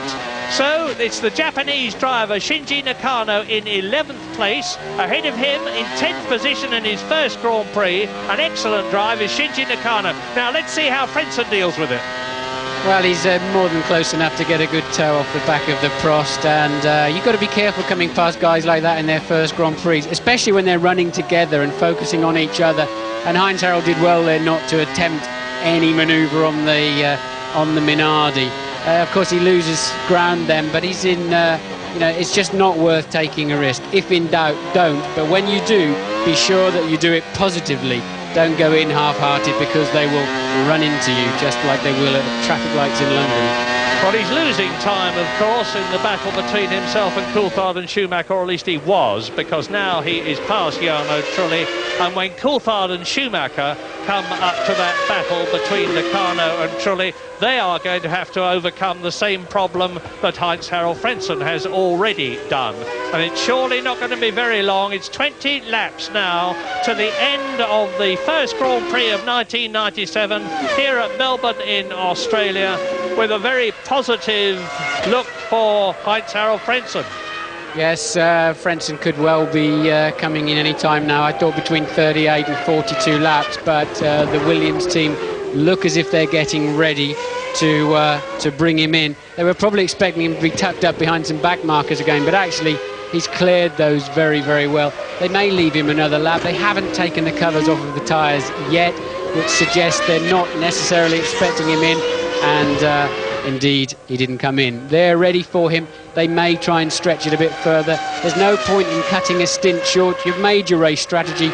Stick to it as much as you can, but think on your feet, as they did on the first one when they brought him in early. He's on lap 40 now.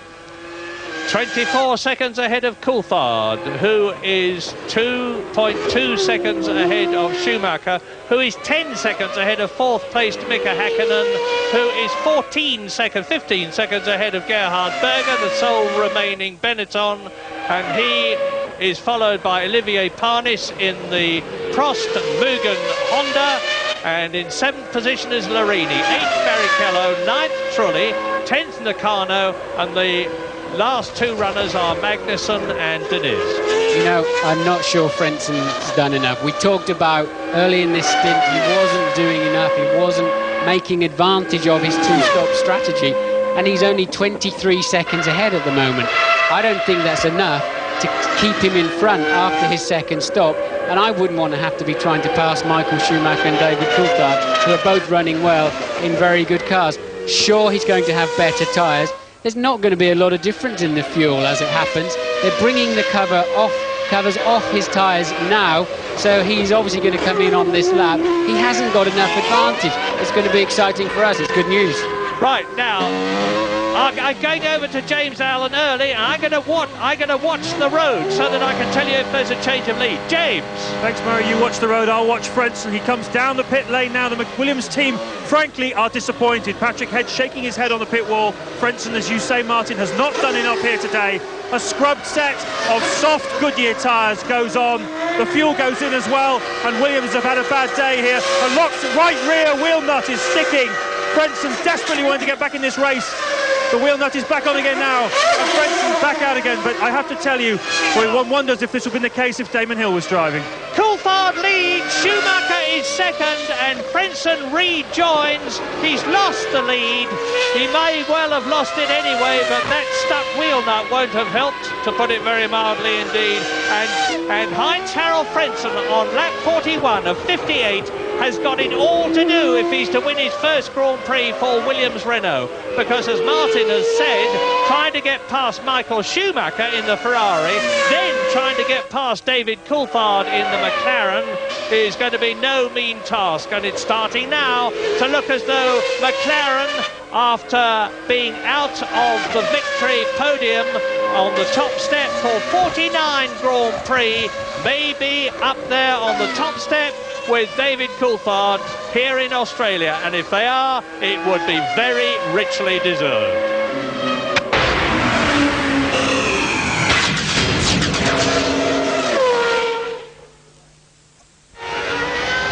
You're back with us with the Qantas Australian Formula One Grand Prix here in Melbourne, and after 42 laps, David Coulthard is leading from Michael Schumacher.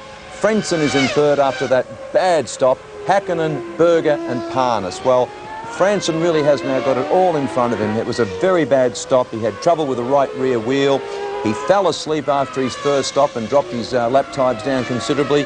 He was obviously told through electronic means to pick up his speed, which he did. He then managed to lap some 2.5 seconds a lap quicker than Coulthard and Schumacher. I think perhaps too little too late. It's certainly going to make for a very exciting finish. All right, let's go back to Murray and Martin.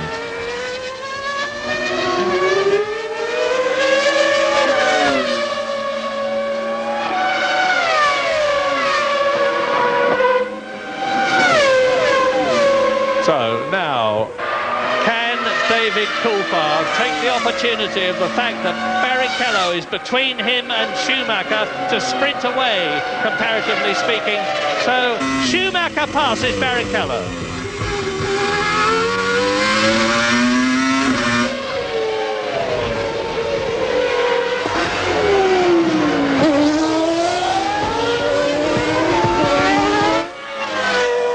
Lap hot stuff at Melbourne, because here is race leader Coulthard. Behind him is Schumacher. They've just lapped Barrichello, and there is Heinz-Harald Frentzen. He's taken great chunks out of the lead that the Ferrari and the McLaren have got. He's on new tyres, so it's not been so difficult for a man of his talent to catch them, but catching is one thing, getting past is another. Yes, Heinz-Harald's car is at least a second a lap faster. He should be all over the back of Schumacher like a bad suit any time now. But what's he going to do? Schumacher is crafty. He knows how to place his car. He knows how to lull Heinz-Harald into making a mistake. He's not going to be an easy touch, but Heinz-Harald's car is so much faster, he should be able to do it. And here's another problem for David Coulthard, Shinji Nakano. He's already been lapped once, he's going to be lapped a second time. This is the man we saw going off under pressure from Jarno Trulli earlier on, and he is not going to be as good at watching his mirrors as some of his Formula One rivals are, but well done, Shinji. Coulthard goes through, but Nakano takes his racing line for the right-hander, holds up Michael Schumacher momentarily. Schumacher is passed. Here is Frentzen, who has passed Barrichello, and the gap between Coulthard, Schumacher and Frentzen, first, second and third, is an eye contact gap. Time is getting less and less important. What is going to get more and more important as Coulthard goes into lap 45 out of 58. What is going to be more and more important is the relative positions of those three cars. And now Frentzen has got past Nakano, and he can use all the grip of his new tyres, all the power of that Renault RS9 engine, all the handling brilliance of his car and his experience to close the gap. But will it be enough? He's got some extremely hot front brakes on that Williams. There's a lot of black dust coming off, has been all race, and I've noticed into turn one often they're really aglow. They run about 750 degrees, but there they are again, look, on the front, and they look plenty hot enough. That's not what you need to have a big stab at passing Michael Schumacher, but I think we're in for a treat anytime soon. Now they're clear of the traffic, and I'm looking forward to this. This battle that's brewing up here has been in place for years, and finally we're going to see it. Indeed we are. The two Germans, Heinz-Harald Frentzen in third position, and ahead of him Michael Schumacher, who started their careers together, who raced in the Mercedes-Benz sports car team together. We're with Frentzen.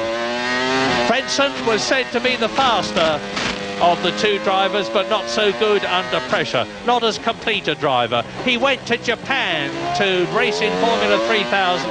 He did well, but meantime Schumacher got into Formula One, became world champion twice. Look at him now, second position, Michael Schumacher, lap 46, 58 lap race.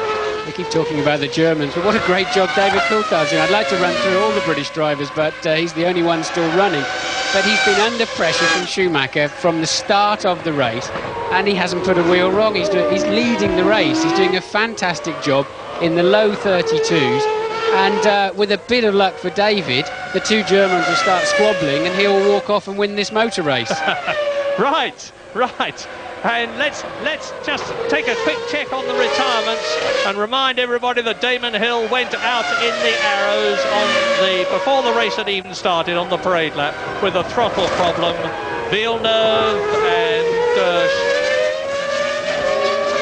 Eddie Irvine had a coming together with Johnny Herbert. Ralf Schumacher retired early. Eddie Irvine retired himself. Giancarlo Fisichella retired. Jean Alesi insisted on staying out in the Benetton, battling with his teammate Gerhard Berger, despite getting signals lap after lap to come in, refused to do so and paid the price of running out of fuel, and will be in very bad odour indeed with the whole Benetton team. That's the past. This is the present. We're on lap 46 and we're seeing a terrific McLaren versus Ferrari versus Williams battle for victory in Australia, in a situation where David Coulthard has only won one race in his career. Michael Schumacher, of course, as the world champion, has won 22 times. Frentzen has yet to do so. So we're going from nothing to 22. 23 victories covering these three men. Who's going to be first home in Australia? Anybody's guess? Well, I hope if David Coulthard loses the feeling in his right foot, it's when it's in the down position with the pedal to the metal, because he's got a great chance of winning this race, I believe. Frentzen is just not pulling time out of those two like I thought he could and should, but he's taking about 0.6 of a second per lap. It's enough to put him up, but I don't think that's enough to sail past Michael Schumacher. So now into turn 10, the sweep left here. They're doing 175 miles an hour. Back off to about 120 for turn 12, the right-hander by the golf course. Heading on to turn 13, past the powerhouse.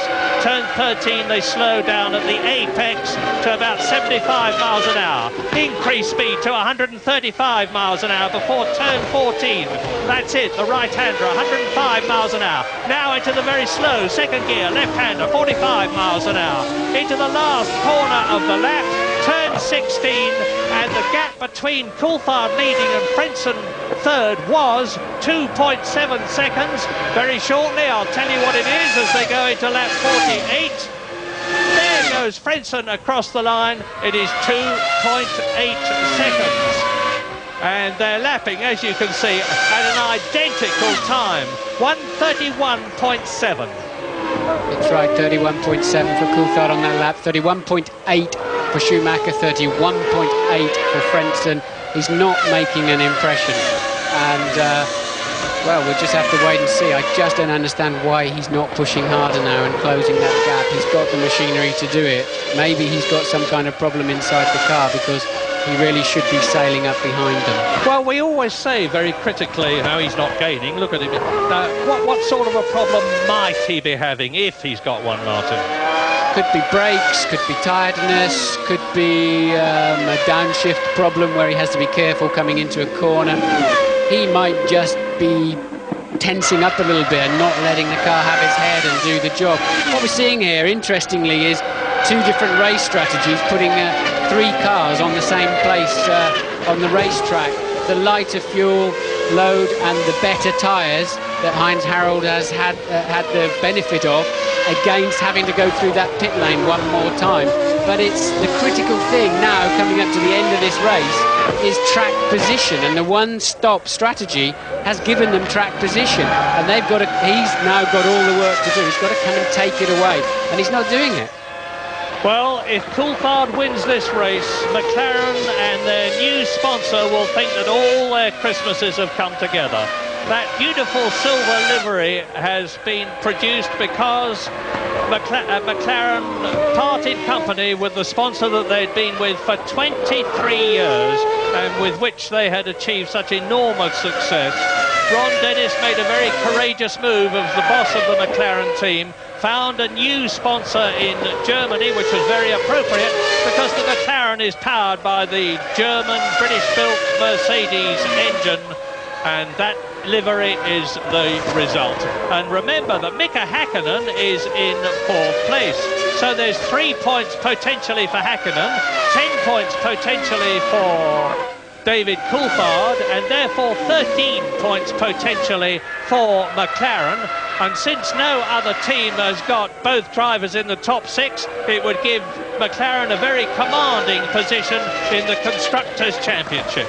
Lap 49, 58-lap race, Coulthard, Schumacher, Frentzen, and less than 2.5 seconds covers them.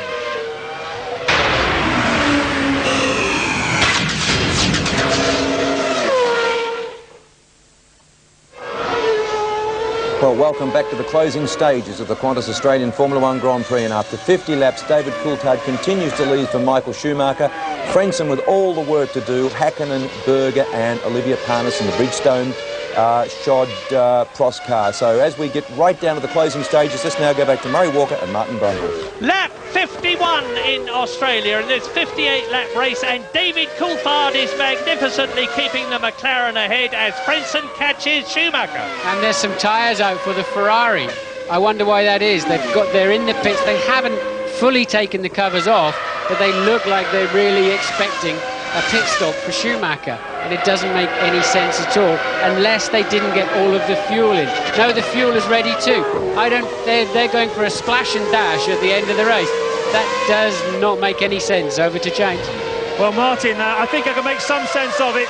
The tyre covers are indeed off for Schumacher, but the number 5 and number 6 rigs have been swapped over. My guess is that possibly... Here he is! He's coming in, James! Yes, I'm with him, Murray. I can see him. He's coming towards me now. My guess is that possibly when he came in last time round, they didn't put the right amount of fuel in the car, and that's why he's having to make this unscheduled late fuel stop. I think he's low on fuel. That's why Michael Schumacher is stopping. Anyway, he's in the blocks, you can see, and, well, a lot of disappointment amongst the Ferrari team. Ross Brawn was in consultation with Schumacher's race engineer, Giorgio Ascanelli.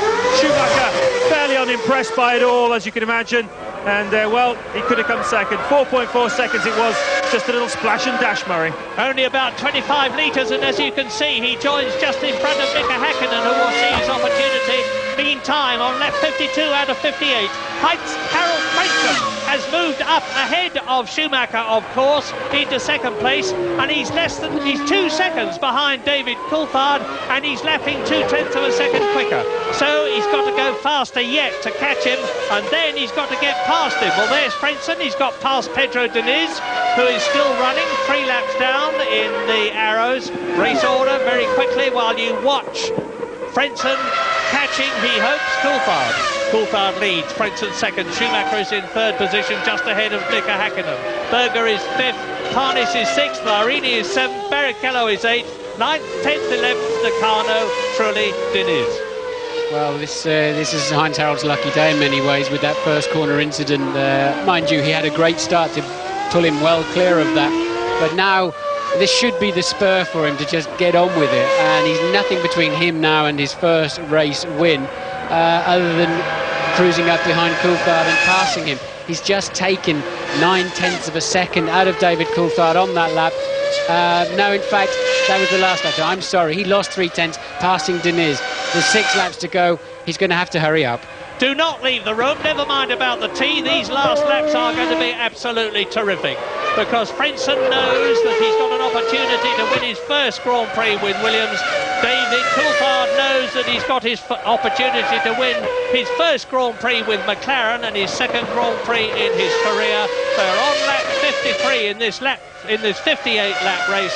Schumacher is right out of the running as a result of having to come in for that 4.4 second splash and dash, because the stop may have been 4.4 seconds, but of course he had to slow down, come into the pit lane and then accelerate out again, and you lose a lot more time because of that. So McLaren keeping their fingers crossed for their first Grand Prix win since Ayrton Senna won in Australia in 1993. It'll be a great day for the sponsor, their first time back in Formula One for a while, 10 years in fact, and of course for Mercedes-Benz. So, and the first time, I think it's 50 races since McLaren won a race. It's their 50th anniversary of not having won so many championships and races. So it could well be timely, and I'll be very pleased with David. Well, the conventional wisdom is that McLaren have been taking a lot of stick from the top management of Mercedes for not having won before.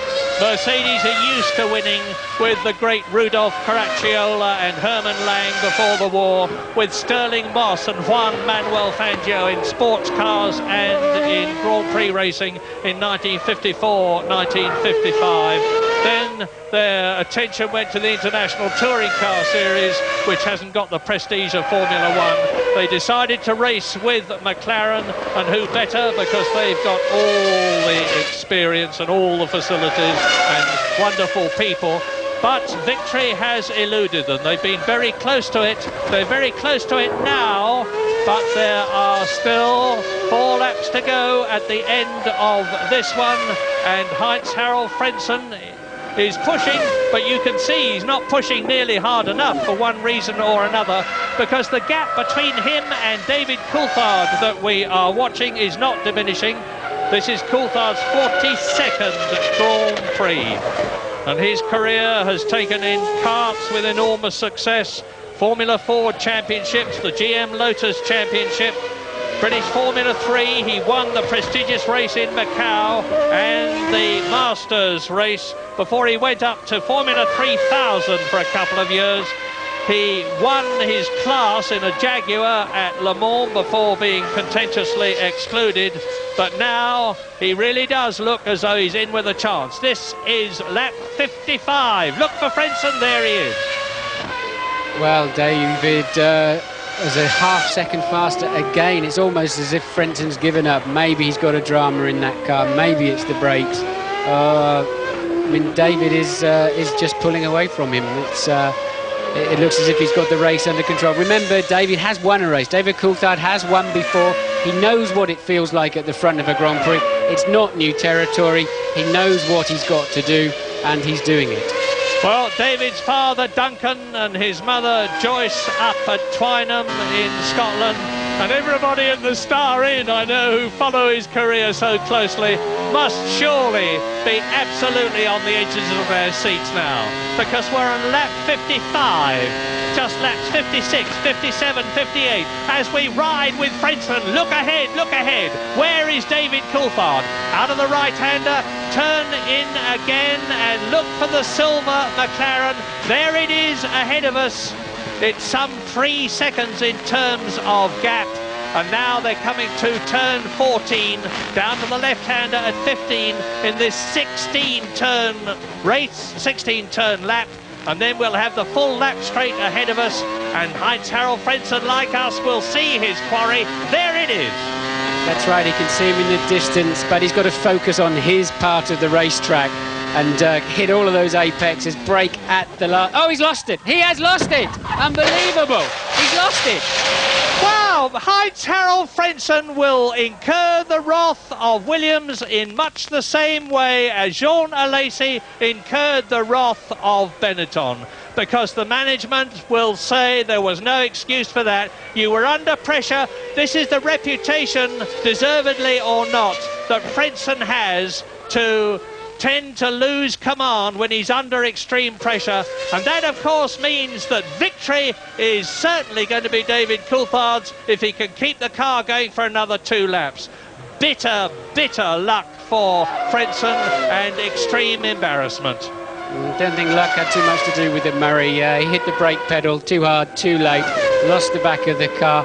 I think he's going to be talking about brake problems at the end of this race. His brakes looked extremely hot, and I suspect that's going to be the story. If his front brakes were fading, like I mentioned a while back, he would get too much rear brake.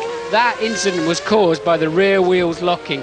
Hard on the brakes, start downshifting, the rear wheels lock, and you swap ends and onto the beach. Yes, to be fair to Frentzen, Patrick Head was telling us before the race began that Jacques Villeneuve, who had that coming together in the first lap, had been complaining about spongy brakes in qualifying and in the practice periods, because the grip of the tyres is such with these softer compounds that they are really almost getting beyond the limits of the brakes. Now here's a replay, let's see what happens. There we go, look, you'll see the back end step out. Yeah, look, no, the front disc has gone.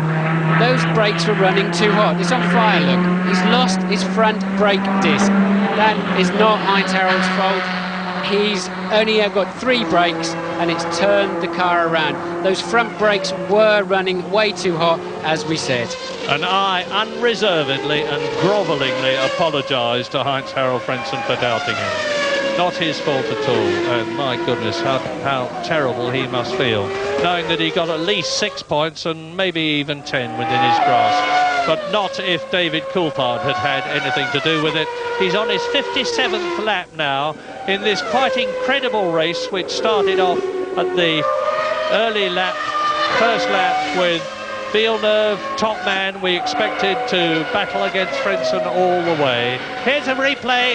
Now we're with Frentzen. You see the brakes gone. The braking pressures are uneven distributed, and off he goes. That's right. The right front would have been braking, and the 2 left and the 2 rears, and that just swings the car sideways. The massive power of those brakes, Superman wouldn't keep that pointing in the right direction. There's Michael, and he's in 2nd position. David Coulthard leads on lap 57 out of 58 by 23 seconds. That is the man he leads, Michael Schumacher, second in the Ferrari. Third is Mika Häkkinen. Both the McLaren Mercedes are in the top three. Gerhard Berger is fourth for Benetton, 1.8 seconds behind Häkkinen. Olivier Panis is in sixth position. Nicola Larini moves up to sixth for Sauber Petronas and is the last man not to have been lapped. And into the final lap, lap 57, goes David Coulthard, who has driven a magnificent race. Well, he's been under pressure the whole way, up until now, as it happens. And he hasn't put a wheel wrong. He's been firm with the back markers. He hasn't been off the road. He's had a couple of brake blockings when he had to nail a couple of back markers. But other than that, he's driven the perfect race, and he deserves this race win. There's a new peril that we're going to see a lot of this year on the outside of the racetrack, are the marbles, because we're running much softer tyres, the little pieces of rubber. Well done, David Coulthard. Well done, McLaren. Well done, Mercedes-Benz. Well done, Ilmore. Well done, everybody. This has broken the drought for McLaren Mercedes. There will be the most enormous rejoicing. This is the first race they have won for 50 races. They thought that it was going to be a dreadful anniversary. Instead, it's a brilliant success. David Coulthard wins the Australian Grand Prix at Albert Park in Melbourne, and Michael Schumacher comes through in the closing stages, probably to do better than he was really expecting, to get 6 points for himself and Ferrari. And look how close Mika Häkkinen is in the background, over the line in third position, just ahead of Gerhard Berger, and there was very, very little in it. There was only 2.7 seconds between Häkkinen in third position, and Olivier Panis down there. So let's go through it again. David Coulthard wins in Australia by 20 seconds from Michael Schumacher, who beats Mika Häkkinen into third place by 2 seconds. Häkkinen finishes 0.6 of a second ahead of fourth place Gerhard Berger. Olivier Panis gets 2 points for the Prost team in its first Grand Prix, and Nicola Larini gets 1 point for the Sauber Petronas team in his first Grand Prix for them, and their first Grand Prix with the Ferrari-based engine. So a really interesting race. It was a cracking race, as you say, better than it first appeared after those disastrous first few laps. Fantastic drive for Coulthard, 1-3 for McLaren, solid effort from Häkkinen, Berger in fourth, fairly ordinary run. Schumacher will be disappointed with second place, not winning a race where both Williams tripped up, and he's not going to be happy. Solid performance for Panis and Larini for the final 2 points positions. Great Grand Prix, I enjoyed it. Well, I'm sure David Coulthard enjoyed it. He's worked so very hard for this, an extremely nice chap. And he has worked and worked and worked for this victory, including especially his personal fitness. He's a great lad, David. The last time I was with him, we were in a taxi, and the taxi had a crash, and Johnny Herbert was with us too. This poor taxi driver explaining on the side of the road. It was 3 Grand Prix drivers were trying to find another taxi to continue their route. He is a really good chap, and he deserves that. He works hard, and he's got his feet on the ground at the same time. He soon will have, and as he gets out of that, you can see how much he lies down in the car now. Well done, David. Yes, you've done it. You've done it. And the man he's embracing is one of the nicest men in Formula One. It is Joe Ramirez, who was a great personal friend of Ayrton Senna and so many drivers before and since. A lovely person. And there is Mika Häkkinen. What a lovely sight. The 2 silver-liveried McLaren Mercedes draw alongside each other. Mika Häkkinen is third, David Coulthard the winner, and 13 points for It's so nice to be able to say this. McLaren a winner, Mercedes a winner, David Coulthard a winner, and McLaren leading the Constructors' Championship with 13 points. Ferrari gets 6 points, as does Michael Schumacher. Gerhard Berger gets 4 points, as does Benetton. Olivier Panis gets 2 points, as do the Prost team, and Nicola Larini gets 1 point, as does Sauber Mercedes. And you don't need me to say anything about the joy on David's face. Don't ask him about his ginger hair, though. He shaved it all off after the Japanese Grand Prix last year. Off comes Mika.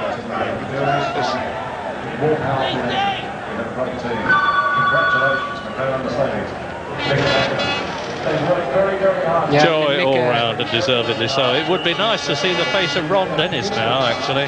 He's been through some very difficult times, getting the team to the front again, and he's done it. All power to him and his loyal people at Woking. As Michael Schumacher walks in, removes his helmet, removes his balaclava. I don't think Ferrari have got too much to be sorry about, Martin, because although Eddie Irvine had very bad luck, Michael Schumacher wasn't really expecting to finish as high as second. No, but the two Williams are out, and he would have expected to have won this race. He did mention the McLarens. In his post-qualifying conference. He knew they were roughly the same speed. So that extra fuel stop that he did, he will be pretty unhappy about, I can assure you. But he won't say anything to the press. Pretty grim race for Williams, of course. It would have been exciting and interesting to see what would have happened if Jacques Villeneuve had got away well. He started from pole position but was passed by Frentzen, and you really don't expect to see that because Jacques Villeneuve is usually very smart off the mark at the start. Frentzen led away into the first corner, and then of course everybody tried to get past Villeneuve, everybody in the form of Eddie Irvine and Johnny Herbert. There was that sandwich job, and out went all three of them.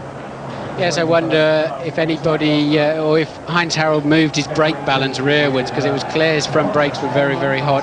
That's an engineering problem. They haven't got enough cooling, or maybe they ran a bit too much tape on the ducts. But especially with a two-stop race, he's never had the high fuel load. He shouldn't have had a problem stopping.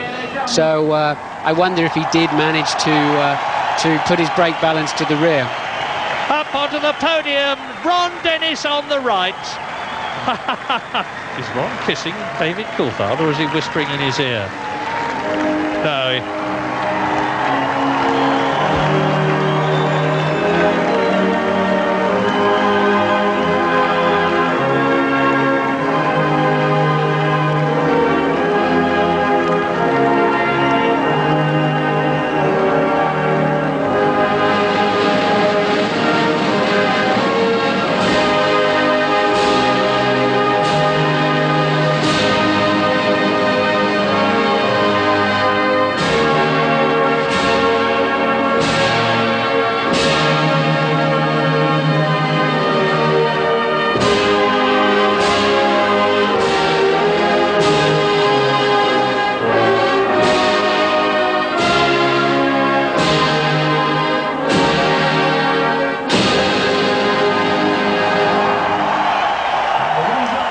Nicely done, David Coulthard. He has really enjoyed this moment. Ron Dennis has, and of course so has Mika Häkkinen. And there you see Michael Schumacher. That's one of the happiest drivers that I've ever seen, JJ. I mean, they actually congratulated each other and enjoyed each other's success. Well, it's been a hell of a long time between drinks for Ron Dennis, and it's just absolutely good to see a team that has been consistently dominating Grand Prix racing and then go quiet for so many years and then come back like this. It's great, and it really bodes well for the rest of the year. And how about Mercedes coming back into the fold, and of course new sponsor for Ron Dennis, and this is a real triumph for them, isn't it? Well, it's a boy's own story, isn't it? It's sort of, it's almost to the script. It's a lovely trophy too. You may have noticed that it's a wooden steering wheel with sterling silver in the middle of it. It's a great one for him to take back to Scotland. Very, very special moment. It's lovely to see athletes and drivers of such extraordinary talent being able to absolutely enjoy a magic moment, and they did. And there was unbridled happiness as they stepped out of those magnificent-looking McLarens. I tell you what, if you want to say what is the best-looking car in Formula One right now, you'd have to say the paint job on the McLarens is absolutely exceptional. Well, they spent a lot of time and money, and they went through a lot of computer time just getting what they thought was the best TV colour, as well as the best colours aesthetically, and I think they've come up with it. They're the prettiest looking cars on the track. Okay, a little bit of champers going everywhere. David's getting most of it. It's a nice old sticky uniform now. And I tell you what else was really nice to see is two drivers, two teammates who so obviously get on well together. I mean, Mick was genuinely very, very happy for David. And when you consider what Mick went through a couple of years ago to come back like this, I mean, it's a triumph for him, isn't it? Well, I've got to say, he's probably one of the men in Formula One that I admire the most at this point in time, to go through what he went through, physically and psychologically, and to come back. He was extremely quick in the off-season testing, and he's come back now and got this fantastic result in the first Grand Prix of the year. He's going to be looking for better and better things as the year progresses. It's an extraordinary race in many, many ways. For a moment there, you just thought Heinz-Harald Frentzen was just going to walk away with it and we're going to have something that was terribly uninteresting. Then all of a sudden things unfolded, incredible mistakes and mistimings and not taking notice of your bosses and all these sorts of things. Well, that's the good thing about Formula One Grand Prix racing. You never, ever know. I mean, I've got to say, you and I looked at each other after they went out with it. Oh, God, this is going to be boring. And then it just picked up, and the drama built up, and it turned out to be a really good race. It seemed like everybody had first race jitters, and they were, you know, really nervy and uptight and doing things that you wouldn't normally expect them to do. I would love to be in some of the rooms now listening to the debriefing, particularly a Lacey. I tell you what, Frank Williams won't be a happy chap. No, he won't. Frank will work on the opinion that he gave the guy the car, and he let them down to a certain degree. Now, I believe that he'd have some problems with that car. I spotted it, or I mentioned it in the studio here several laps earlier, that I believed it was coming from the back left-hand side of the car, and there was some smoke, and he was definitely having some sort of brake problems, because for him to have taken that long to have caught them up as he did, he must have had problems. And of course Schumacher had that pit stop that he really didn't need right at the end of the race, which was just extraordinary. Yeah, one of the fuel churns weren't working properly apparently. They didn't get the amount of fuel in the car that they would have liked, so then they had to bring him up for a quick top up. So extraordinary stuff. And then of course you got Damon Hill not even getting to get off the grid.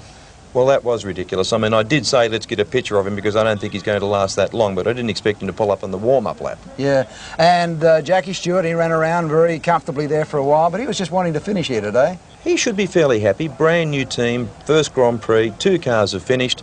Not a bad result. Yeah, well, you don't get the points, but as you said, you just wanted to get across the line. Absolutely. Yeah, well, terrific crowd here today. They've enjoyed every moment of it. As I said, we thought we were just in for a one-man race there for such a long time, and then it developed into something very, very special in the end. And you can see the pit crowd have just poured down pit lane, and they don't want it to end. And why would they? It's been a marvellous day in the end for all the Formula One fans. They've enjoyed it. Have seen something created here today with the new McLaren team, their new sponsorship, new engines, and new enthusiasm, and 2 drivers who in the same team are actually like one another, which is probably going to create a bit of press space anyway. I think you hit the nail on the head when you said enthusiasm. This is exactly the sort of boost that McLaren needs now for them to go back to England. It's only a very short turnaround time between here and Brazil, but it's exactly the sort of injection that they need now to go on to bigger and better things. Okay, well, let's see how the top 3 drivers felt about today's race. We go to the International Centre. 1993 when Ayrton Senna won. This must make you a very happy man. This is fantastic. This is actually a better feeling than when I won my first Grand Prix for Williams. One, because it was a little bit unexpected here at the first race, especially after I saw qualifying form of the Williams. And I guess I've got Eddie to thank for causing a bit of aggravation at the first corner. Yeah, going back to the first corner, that provided quite a big advantage for you. Yeah, that's right. You know, I was alongside Michael and trying to decide what to do before entering the corner, and then Eddie came flying down on the inside, so I just thought we'll keep out of trouble, and it worked to my advantage. Were you surprised later on in the race when you didn't see Heinz-Harald Frentzen coming out in front of you after his second stop? Excuse me. Yeah, I was very surprised because he pulled away a lot at the start. Obviously, he was in a 2-stop strategy, so that helped him. And I expected that he'd be able to pit and come out still in the lead, but you know, I was leading for the most part of the race. So when I saw him come up towards the end, I thought that maybe there'd be some trouble, but the gap wasn't really come down that quickly, and you had to obviously get by Michael as well. Were you aware that he'd gone off the track towards the end of the race? Yeah, it was him at the first corner, because 1 minute he was like 2 seconds behind me and the next minute he was gone, so and I saw some dust down there, so I presumed he went off at the first corner. David, congratulations. Michael, you were on David's tail pretty much for the whole race. Are you pleased to be second today? Yeah, I mean, there was no chance to get any better position. I was a bit unpleased, obviously, when I had to come in again to the pits, because it would have meant I lose the second position. Obviously, Heinz Howard went off, then I could rejoin the second position. I wasn't hoping for more, to be honest. The podium was the maximum I was hoping for. We achieved that, 2 good points, so a good start of the season. When Heinz Harrell came up behind you, did you think he was going to be able to get past? No. I knew I was quicker than David, but I knew I didn't have any chance to pass him. So the same was for Heinz Harrell. Did you have any trouble at the start of the race, because it was a bit messy there at the first corner? I just took off badly. That was the only trouble I had, which I have to say, luckily I took off badly, otherwise Eddie would have taken off myself as well. And how do you feel about Ferrari's championship chances from the first showing here today? I mean, it's the first race out of 17, so it doesn't say really a lot. The good thing is that obviously Jack couldn't score points. He will score many points this year in my view, and therefore it opens up the championship a little bit, but by the next race this can turn around completely. Mika, we last saw you in Japan, the last race of last season. It's a good start for you to be here today? Definitely. I don't think it could have been much better than this. I mean, of course I would prefer to swap the places with David, but I mean, for the team it's fantastic. All the hard work that has been going through the test sessions and many years, I mean, start paying off now. And just fabulous. I mean, I'm just really happy. A little bit emotional also, because it's been a tough time, many years. Did you have a hard race? Because for a long time you were running closely with Jean Alesi and Gerhard Berger. Yeah, I had a difficult race. I couldn't get confident with the car all the way through the race, and that made the race very difficult. But otherwise, I mean, it was interesting. Now, it's the first win for Mercedes. How do you feel about McLaren's chances, bearing in mind that they've got both drivers up here today? Well, I think the chance is going to be good, and this is not going to be the last victory for us this year. We're going to fight all the way through, and it's more to come from Mercedes, more to come from the McLaren. And this is just great for the new season and for McLaren with the new sponsors. We have changed the colors for this year. We have a West company sponsoring us, and I mean, this new partnership with many companies. So it cannot start better than this. I'm pretty happy. Quality man, Mika Häkkinen there, and the McLaren team having a wonderful Australian Grand Prix. First and a third. We'll be back right after this.